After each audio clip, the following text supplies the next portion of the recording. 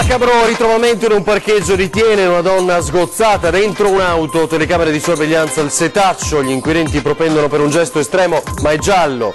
Tragedia a Fonzaso nel Bellunese, un 57enne appassionato recuperatore di ordigni bellici trova una vecchia bomba ma gli esplode addosso e muore.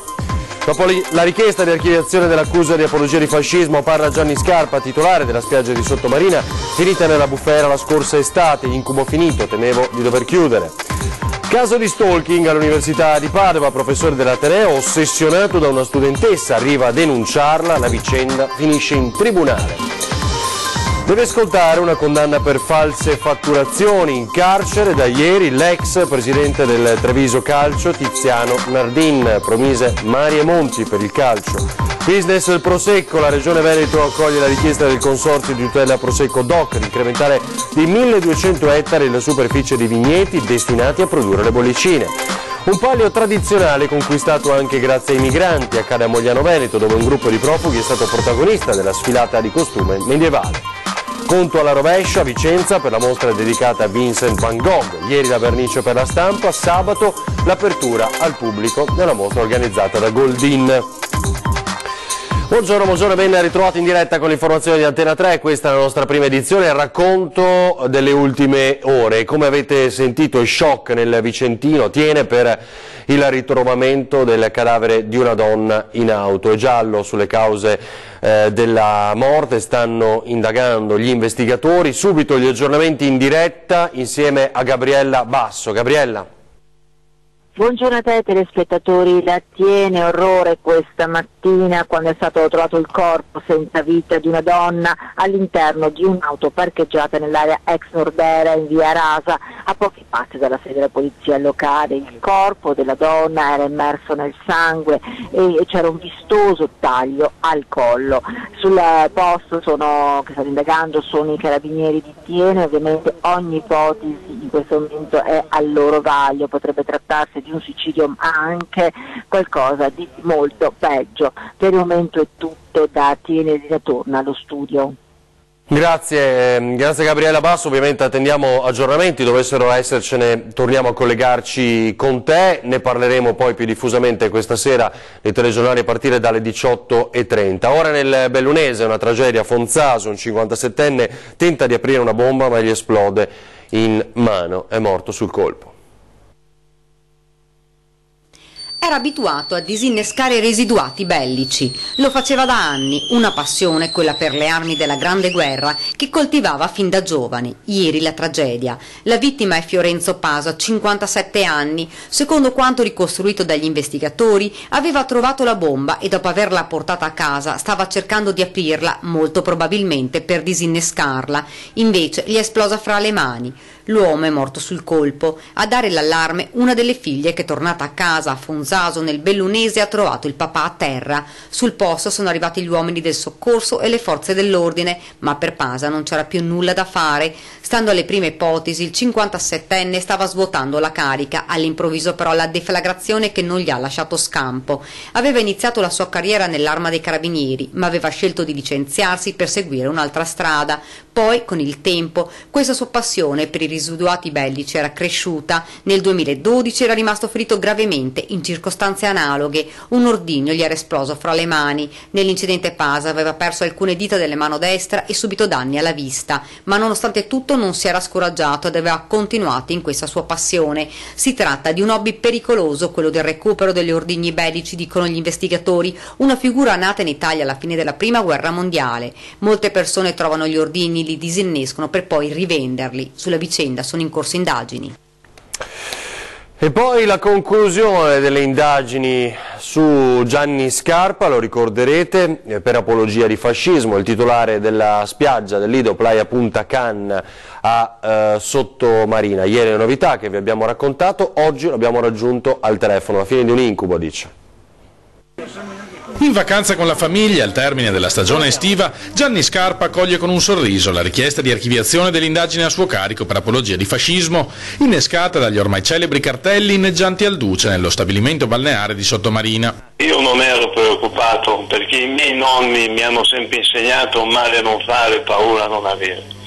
La preoccupazione l'ha avuta mia moglie, ho una figlia di 11 anni che grazie a Dio è molto sveglia, è bravissima a scuola, bravissima a danza classica, va a scuola dalla Carla Fracci, e loro sono fatte male, hanno accusato un po' il colpo, io soffrivo per loro, ma per quanto riguarda me ero tranquillissimo perché sono cose che penso da sempre. Purtroppo, sostiene Scarpa, chi dice le cose come stanno in questo paese dà fastidio. Hanno provato a fermarmi ma non ci sono riusciti. Io sono uno che dice quello che pensa, tanta gente non lo dice, ma ho capito che sono in sincronia con me e questo mi ha fatto piacere. C'è gente che ha coraggio di dire delle cose, gente no, non c'è niente da fare, sarà sempre così. Io il coraggio ce l'ho e dico che così non va bene, ci vogliono delle regole, tutto lì. Le parole che a me piacciono, come ordine, pulizia e disciplina, conclude, secondo la gente che mi accusa riconducono al fascismo. Forse hanno ragione, ma parliamoci chiaro, l'Italia è un paese allo sbando. Le città sono diventate invivibili, gente clandestina che neanche sai chi è, per 10 euro ci ammazzano, i parchi di tutta Italia impestati da questa gentaglia qui. E allora quelli che hanno criticato il Punta Canna si devono ricredere, devono venire lì a vedere, devono fare una giornata da semplici clienti e allora quelli mi vengono tutti a stringere la mano. Certo, la domanda ora è se questi cartelli torneranno dunque a fare la propria comparsa al lido di Gianni Scarpa la prossima stagione. Ora l'autonomia, vediamo Luca Zaia che ha incontrato i presidenti delle province del Veneto per scegliere insieme a loro l'iter pre e post voto del 22 ottobre. Le 7 province venete al fianco del presidente Luca Zaia nella battaglia per l'autonomia della regione. Subito dopo il referendum apriremo un tavolo, annuncia il governatore, per ripartire le competenze ulteriori che vogliamo chiedere a Roma tra tutti gli enti locali. Saremmo incoerenti se chiedessimo l'autonomia per la regione e non la dessimo a tutti i nostri enti territoriali, alle province, ai comuni, alle comunità montane.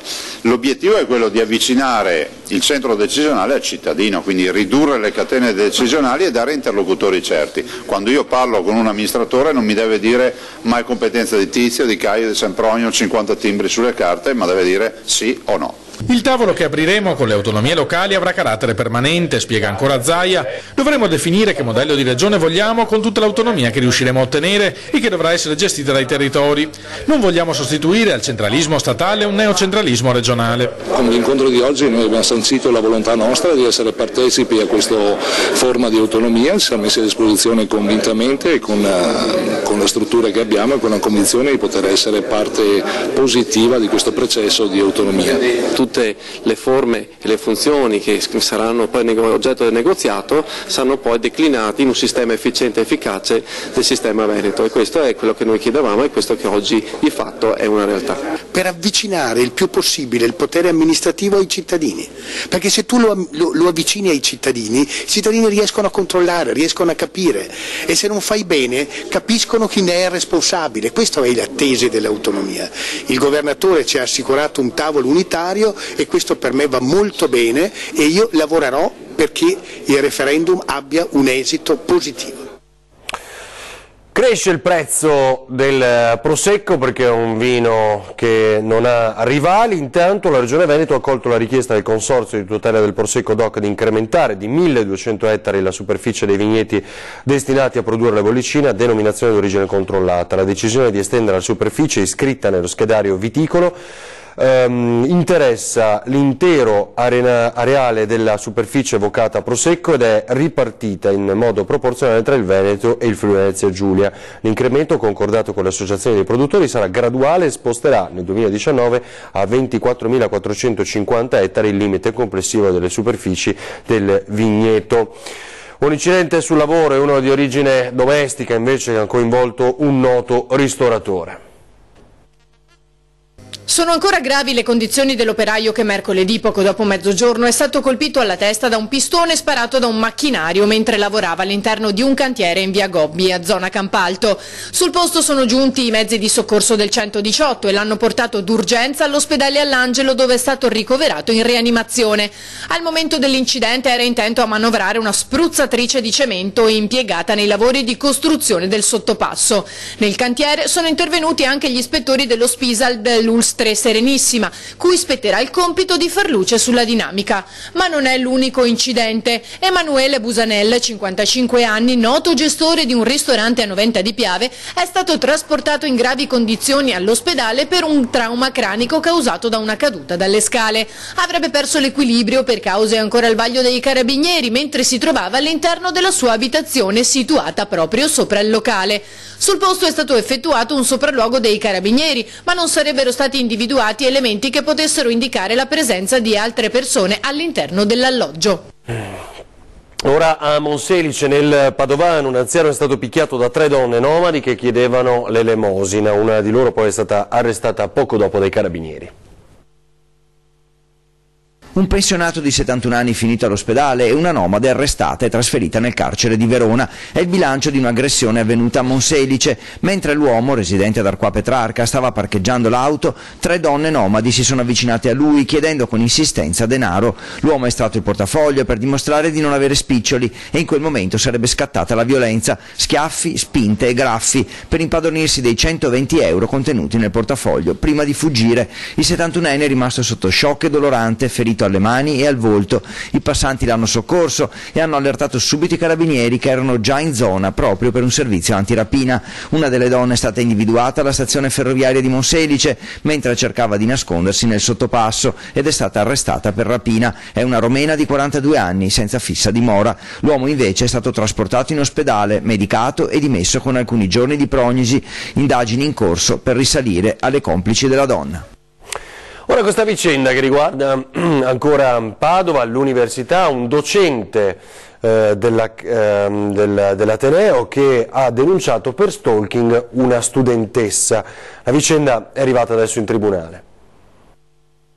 Email, messaggi, telefonate e pare anche appostamenti all'esterno delle aule. Un professore della facoltà di giurisprudenza di Padova ha denunciato di essere stato vittima di stalking da parte di una sua studentessa. Il caso è arrivato anche al TAR di Venezia. Differente la versione fornita invece dalla studentessa, che ha spiegato di aver avuto una relazione sentimentale con il docente, una storia che poi ha deciso di interrompere, conservando però tutti i messaggi e email inviati al professore sposato da anni. Intanto il questore di Padova ha messo a carico della giovane un provvedimento di ammonimento invitandola a porre fine agli atti persecutori che le vengono contestati. In carcere da ieri l'ex presidente del Treviso Calcio Tiziano Nardin deve scontare una condanna per false fatturazioni. È rinchiuso in cella nel carcere di Santa Bona Tiziano Nardin, imprenditore di Silea, ex controverso presidente del Treviso Calcio. Deve scontare una pena di 1 anno e 8 mesi di reclusione per false fatturazioni. Ex titolare dell'azienda Sun Trades di Silea, gli erano stati contestati dalla Guardia di Finanza fatti risalenti al 2010. Il processo, quindi la condanna in primo grado nell'ottobre 2013, passata in giudicato a febbraio di quest'anno, proprio mentre Nardin era alle prese con il caso Treviso. Si era preso carico della società biancoceleste ormai ridotta ai minimi termini nell'estate del 2016. Ne aveva promesso il rilancio in grande, poi le controversie con i giocatori, il comune per la gestione dello stadio tennis, i soldi che mancavano, addirittura l'aggressione subita una sera di dicembre da parte di alcuni tifosi e quel volto tumefatto che finì su tutti i giornali con lui che dal salotto di casa sua raccontò la sua verità. Lasciando di lì a poco le redini del Treviso, oggi passato ad altra dirigenza. A marzo di quest'anno lo sfratto esecutivo dal capannone di Via Tiepolo a Silea, di cui l'affitto non veniva pagato a quanto pare dal 2013, rimaneva pendente l'esecuzione della condanna che da ieri l'imprenditore sta scontando. Il giorno più difficile è quello dell'ingresso in cella, epilogo di una lunga serie di disavventure. Ora di nuovo nel Vicentino, a Sarcedo, dove ieri in una concessionaria sono andati a fuoco 3 veicoli. L'ipotesi ovviamente è quella del dolo. Vediamo i dettagli. Sarcedo, 3 auto e un furgone distrutti. Un incendio di probabile natura dolosa all'interno di una concessionaria di auto usate in via dell'Industria ha fatto intervenire i vigili del fuoco alle 21:15, allertati da un passante. I pompieri accorsi con 3 squadre sono riusciti a circoscrivere le fiamme divampate nel cortile, evitando l'estensione anche agli altri mezzi parcheggiati nelle vicinanze e alla struttura della concessionaria. Sono ora in corso gli accertamenti dei vigili del fuoco per stabilire le cause dell'innesco del rogo. Sul posto anche i carabinieri. E poi gli attimi di panico, ieri attorno alle 19 invece a Spinea, quando all'improvviso ha preso fuoco un mezzo che stava viaggiando. Incidente mercoledì poco dopo le 19 in via della Costituzione a Spinea per un furgone che per cause accidentali ha preso fuoco all'altezza della stazione di rifornimento di metano in direzione Maerne di Martellago. Il conducente è riuscito a fermarsi in tempo lasciando l'abitacolo prima di essere avvolto dalle fiamme. Agli automobilisti in transito al momento dei soccorsi la parte anteriore del mezzo è apparsa pesantemente danneggiata. Sul posto sono dunque intervenuti i vigili del fuoco di Mestre che hanno spento le fiamme e messo in sicurezza la zona. I carabinieri si sono invece occupati di gestire la viabilità. Per forza di cose è andata in difficoltà per l'orario di punta in una delle arterie viabilistiche principali della zona. Le operazioni si sono concluse dopo circa un'ora. Ora un palio tradizionale conquistato grazie all'apporto dei migranti a Cada Mogliano Veneto, dove un gruppo di profughi è stato protagonista della sfilata in costume medievale. Tutti in costume, tradizione medievale, ma con i migranti. Istantanei certamente particolari, soprattutto in un periodo in cui i profughi sono materia di polemiche, ma è anche grazie a loro se la piccola Bolisiola ha conquistato il palio dei quartieri a Mogliano Veneto. Manifestazione molto sentita in città, è andata in scena domenica scorsa tra le vie della città. Sfilata con sbandieratori e figuranti in costume, una gara vera e propria, e a vincere è stata proprio la formazione che schierava, oltre ai residenti del quartiere, gli ospiti della comunità di accoglienza gestita dalla cooperativa Codex, che partecipano volontariamente alle molte attività curate dall'associazione di quartiere. Nella Mogliano, dove il caso migranti di Zarman resta tema di forti tensioni e insofferenze, certamente una piccola svolta. E poi il Consiglio regionale, con una nostra mozione presentata in Consiglio e indirizzata alla Giunta, vogliamo porre l'attenzione sulla necessità di prevedere seri controlli sanitari e l'obbligo dei vaccini per tutti gli immigrati come condizione indispensabile per l'accesso ai servizi di accoglienza. Lo afferma in una nota il consigliere regionale Sergio Berlato, che ricorda come la soglia di copertura vaccinale raccomandata dall'Organizzazione Mondiale della Sanità per raggiungere la cosiddetta immunità di gregge sia pari al 95%. Solamente raggiungendo tale soglia, spiega il coordinatore per il Veneto di Fratelli d'Italia Alleanza Nazionale, si può appunto avere la tranquillità, e così chiede l'obbligo vaccinale per i migranti. A fine ottobre i piccoli delle scuole elementari di Col San Martino si trasferiranno nei moduli posizionati accanto alle scuole medie, i lavori quasi ultimati nella stessa area, dice il sindaco Giuseppe Nardi, realizzeremo la nuova scuola. I lavori sono arrivati a buon punto, i moduli sono stati posizionati accanto alle scuole medie già lunedì ed i bambini delle elementari, assicura il sindaco Giuseppe Nardi, potranno entrare dalla fine di ottobre. L'edificio dove sono attualmente i piccoli alunni è vecchio e soprattutto non è a norma, non ha i requisiti antisismici, non solo. Da alcuni segni di cedimento, ripeto, la struttura è agibile a tutt'oggi, però personalmente ho qualche dubbio a riguardo, quindi abbiamo anche accelerato con i tempi, portato qui i moduli, in modo che abbiamo palestra, mensa e scuole elementari tutte vicine. Tra l'altro il primo cittadino tiene a precisare che auspica che i prefabbricati che ospiteranno gli alunni ora rimarranno lì solo per un paio di anni, poi verrà realizzata la vera nuova scuola elementare, sempre vicino alle medie. È in corso infatti lo studio di fattibilità del progetto. Noi già da adesso ci attiviamo dal punto di vista organizzativo per questa vicinanza e convivenza degli alunni della scuola primaria e della scuola secondaria con tutte le accortezze del caso, quindi è davvero una sorta di prova generale per il futuro anche del nostro istituto. Intervenire sull'edificio vecchio, spiega Nardi, non è possibile perché i costi per sistemare la struttura vecchia sarebbero più alti che realizzare una nuova. Purtroppo siamo in ritardo con quanto avevamo promesso, continua il sindaco. I ritardi sono dovuti ai vari pignoramenti che abbiamo subito nel tempo, sperando che non ne succedano altri, e comunque la causa PIP famosa che è in piedi da 20 anni impedisce al Comune, diciamo, di fare degli investimenti con tranquillità. Il sindaco è amareggiato. Ho scritto a tutti i ministeri, dice, per l'ormai famosa questione PIP e per trovare delle soluzioni per le scuole di Fara di Soligo. La risposta da Roma è silenzio. Ci fermiamo per qualche istante, poi altri aggiornamenti, vi aspettiamo.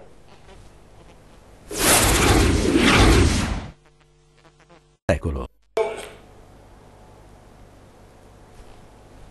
Torniamo in diretta e subito a Venezia perché grazie al progetto di Generali le vecchie procuratie riprenderanno vita nell'area marciana. Ieri presentato il progetto. Un recupero dell'area marciana che è fatta per tutta la popolazione, quindi per dare modo a tutti quanti di vedere un monumento forse unico al mondo, uno spazio espositivo unico al mondo, dopo che per 500 anni non è stato possibile visitarlo. Dopo 500 anni le procuratie riapriranno al pubblico grazie al progetto The Human Safety Net di Generali per Piazza San Marco.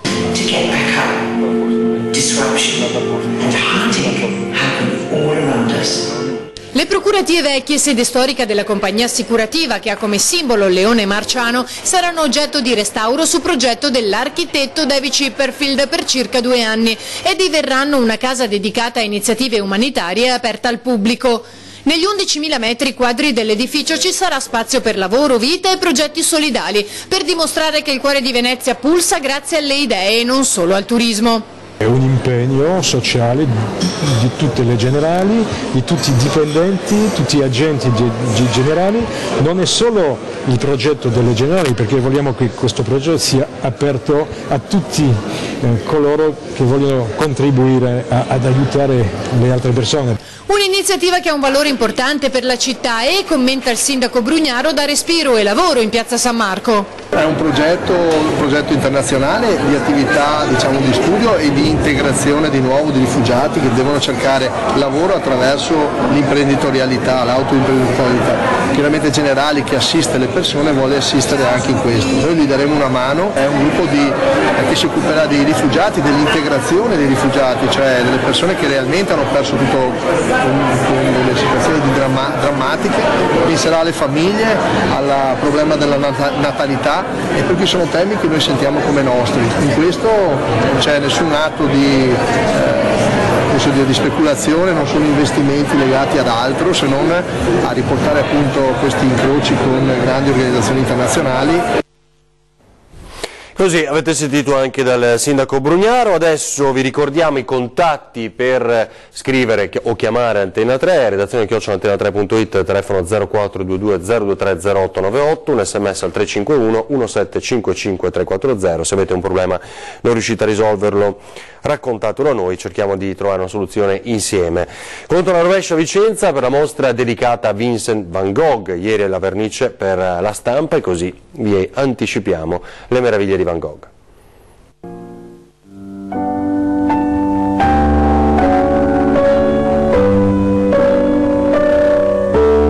Tra il grano e il cielo, un meraviglioso viaggio alla scoperta della pittura di Van Gogh, quello che attende i visitatori della mostra che aprirà i battenti il 7 ottobre nella Basilica Palladiana di Vicenza. 129 capolavori, 43 oli, 86 disegni che ripercorrono la storia della vita artistica del genio olandese.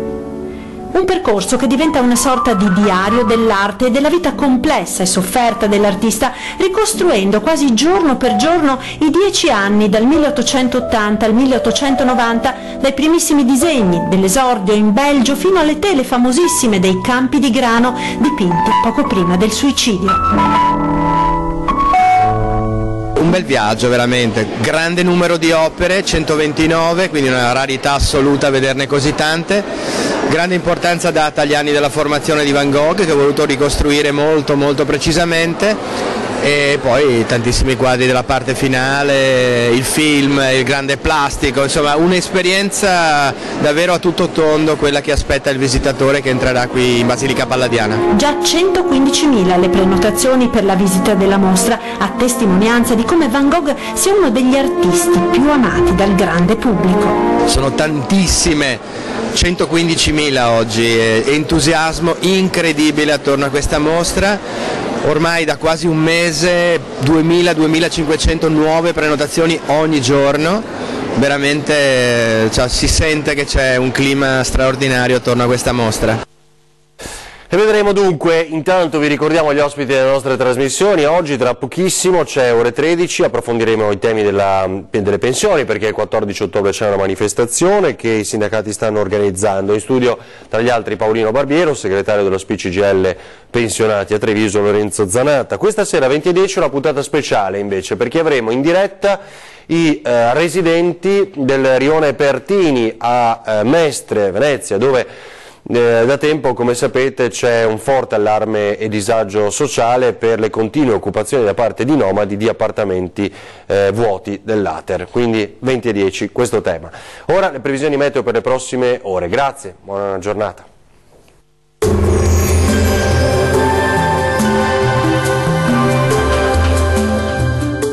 Termoidraulica Susin. Se compri una caldaia, in omaggio il condizionatore. Termoidraulica Susin a 0 branco. Prevale il sole sulle nostre regioni, salvo sul Friuli Venezia Giulia dove è atteso un peggioramento del tempo. Vediamo il dettaglio.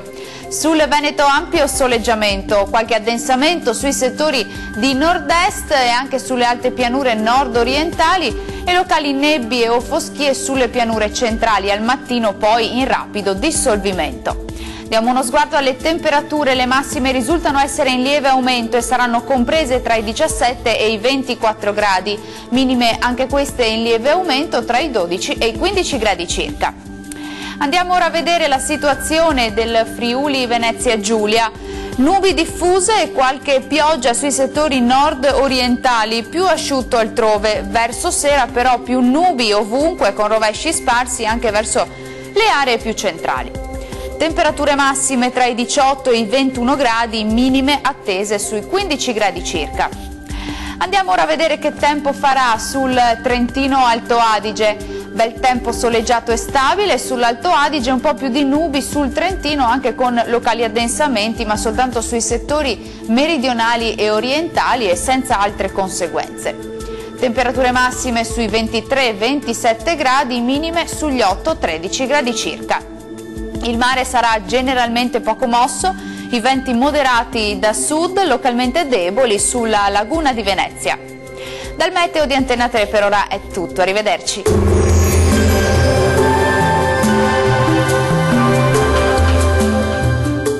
Termoidraulica Susin. Se compri una caldaia, in omaggio il condizionatore. Termoidraulica Susin a 0 branco.